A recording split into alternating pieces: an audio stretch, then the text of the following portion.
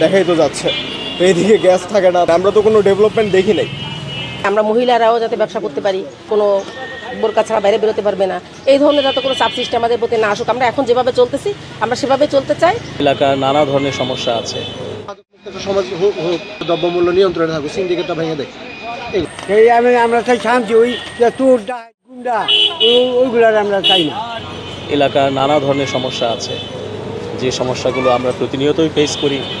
যেমন আপনি যদি এখানেই ধরেন, দেখেন ফুটপাত থাকবে মুক্ত।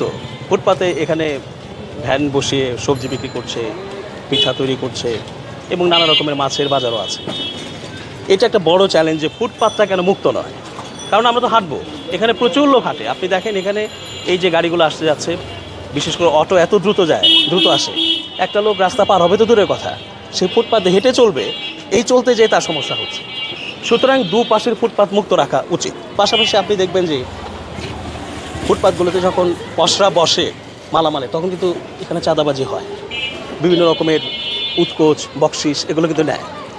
এটা যেন না থাকে। যে জিতুক আমরা চাই সন্ত্রাস মুক্ত, আর তারপর আপনার চাঁদাবাজ মুক্ত। মনে করেন যে পরিবেশটা এখন অন্যরকম, একটু ঘোলাটে ভাব। আমরা সুন্দরভাবে একটা সুন্দর পরিবেশ চাই।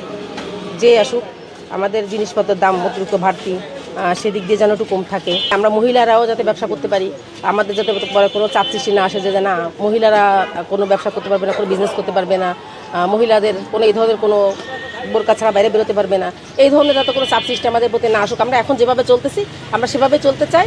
আর আমরা একটু সুন্দরভাবে বেঁচে থাকতে চাই, যাতে আমাদের কাউকে চাঁদা না দিতে হয়, যাতে আমাদের উপর কোনো জুলুম না আসে, অত্যাচার না আসে, এই ধরনের সমাজ চাই। আর গ্যাস তো নাই, ওই হিসাবে সপ্তাহে 2 দিন আসুক। তাদের কাছে চাই দুর্নীতি মুক্ত, চাঁদাবাজ মুক্ত, ব্যবসা বাণিজ্য ভালো করতে পারি, রাস্তাঘাট ভালো করা, মানুষের আয় রোজগার বৃদ্ধি করলে তো আমার কাছে কেনা বেচা করবো, আমরা ব্যবসা বাণিজ্য ভালো হইব, এরকম কিছু আশা করি। কি সমস্যা দেখছেন এই এলাকায়, কি সমস্যা?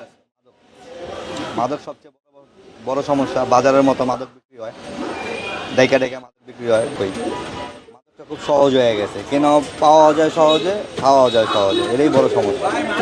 প্রশাসন যদি কঠিন না হয় তাহলে এগুলো সম্ভব না, এবং আইন যদি শক্ত না হয়, আজকে 100 পিস মামলা ধরা খাইছে, কালকে সে যাবেন, তাহলে কিসের প্রশাসন, কিসের আইন?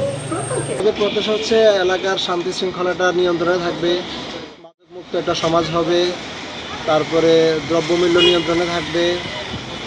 মোট কথা সবচেয়ে যদি প্রায়োরিটি দিতে পারে মানুষের জননিরাপত্তা, হ্যাঁ, এই যে এই জায়গাটায়, এবং আইন শৃঙ্খলা বাহিনীর একটু পুনর্গঠন, যেটা আমাদের বৈষম্য বিরোধী আন্দোলনের সময় সবার একটা দাবি ছিল। কারণ আমরা নিরাপত্তাহীনতা লাগতেছে আমাদের কাছে, যে কোনো কারণে নিরাপত্তাহীনতা লাগতেছে।